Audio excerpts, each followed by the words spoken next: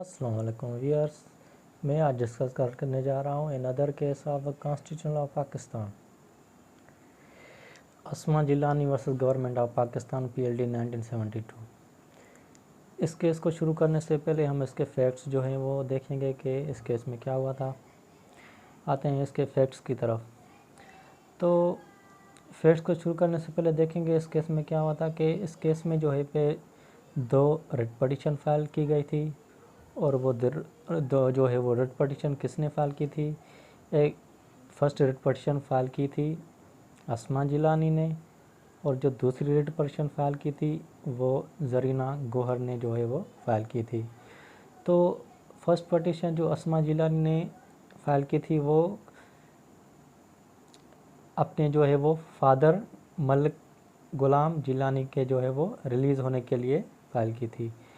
और सेकंड जो writ petition file की थी जरीना गोहर ने वो अपने हस्बैंड को रिलीज़ करने के लिए, अपने हस्बैंड अल्ताफ़ गोहर को रिलीज़ करने के जो है वो फाइल की थी।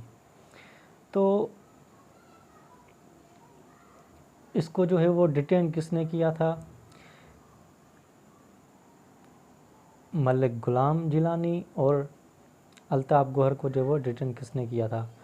तो अरेस्ट करने के बाद जनरल यहिया खान ने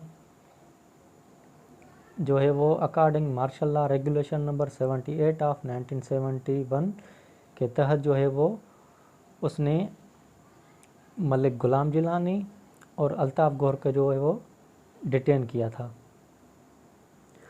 अब हम आ जाते हैं प्रीवियसली में देखेंगे कि इन 1969 उसमें जनरल यहिया खान ने जो है वो एक आर्डर इशू किया था regarding the jurisdiction of the court.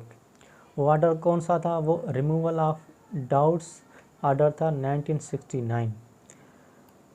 इस आर्डर के तहत जो है वो कोर्ट्स के जो पावर थे उसको रिड्यूस किया गया था, कोर्ट्स के पावर्स को वो कम किया गया था। कैसे कम किया गया था, किन वजह जो है वो उनमें कम किया गया था कि मिलिट्री स्टाफ और आर्मी चीफ के जो आर्डर्स हैं और जो उनके एक्शंस हैं उनमें जो है वो कोर्ट्स उनमें कोई भी इंटरफेयर नहीं करेगी। उनके जो आर्डर्स हैं मिलिट्री और आर्मी चीफ के और उनके सभी एक्शंस में जो है वो कोर्ट्स की का कोई भी अख्तियार इनमें नहीं होगा, वो इंटरफेयर नहीं करेंगी। और साथ ही साथ भी ये पावर्स को कम करते हुए जो है वो कोर्ट्स को रेस्ट्रिक्शन कर दिया गया, बार किया गया था for the hearing cases which would challenge any order issued by martial law administration. उसमें जो है वो कोर्ट्स के जो है पावर्स को रेस्ट्रिक्शन कर दिया गया था, बार किया गया था मार्शल लॉ की जो है वो वैलिडिटी को, जहाँ उनके जो है वो आर्डर्स के चैलेंज को हियरिंग करने में उनको जो है वो उसके लिए बार किया गया था। मतलब कि मार्शल लॉ के जो भी मार्शल लॉ एडमिनिस्ट्रेशन के जो भी आर्डर्स होंगे उनको चैलेंज करने के लिए किसी किस्म की जो वो हियरिंग नहीं कर सकते।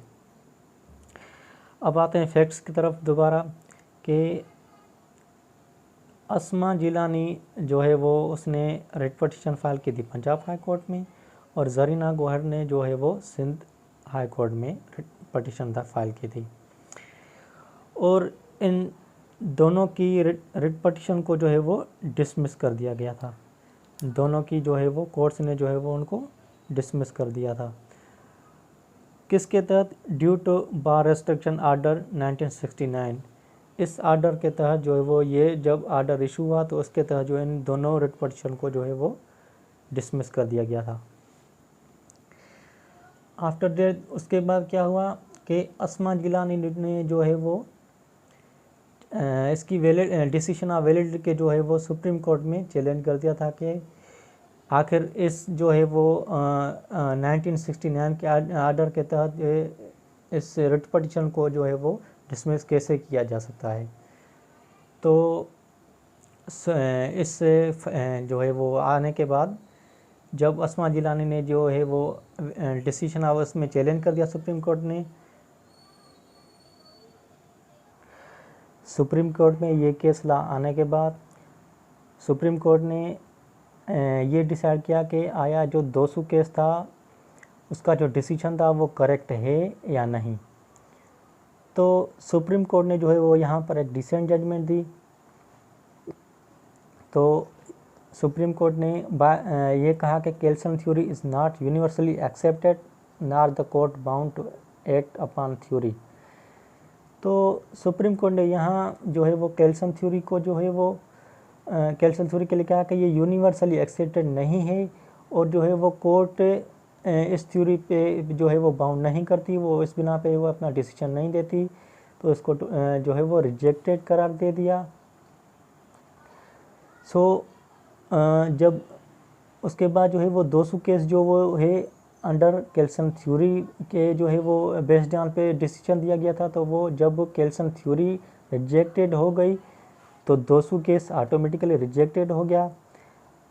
तो 200 केस के रिजेक्टेड होने के बाद सुप्रीम कोर्ट ने जो है वो अस्मा जिलानी के फादर को जो है मलिक गुलाम जिलानी को जो है वो उसकी जो डिटेंशन थी उसको टोटली इलीगल करार दे दिया, अगेंस्ट द लॉ करार दे दिया। तो अस्मा जिलानी का जो वो फादर था वो मलिक गुलाम जिलानी, उसको जो है डिटेंशन को रिलीज़ कर दिया गया।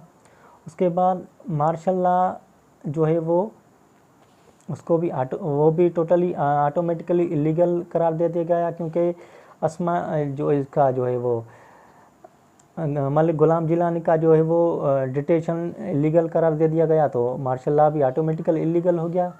उसके बाद यहया खान के जो ऑल एक्शंस थे उनको डिक्लेयर कर दिया गया, उनको इलीगल करार दे दिया गया। उसके बाद सुप्रीम कोर्ट ने ये भी बताया कि सुपीरियर कोर्ट्स के जो जजेस हैं वो किसी भी जो है वो थ्योरी पे बाउंड नहीं है, वो किसी भी बाउंड को फॉलो नहीं करती। उसके जो जजेस हैं वो जो हैं वो देयर ऑन जुरिस्डिक्शन पे हैं, वो अपनी जुरिस्डिक्शन के हिसाब से जो है वो अपने डिसीजन देंगे। तो ये थी टोटली इस केस की जो है वो समरी फैक्ट्स और जजमेंट। दुआ में याद रखिएगा। बहुत शुक्रिया।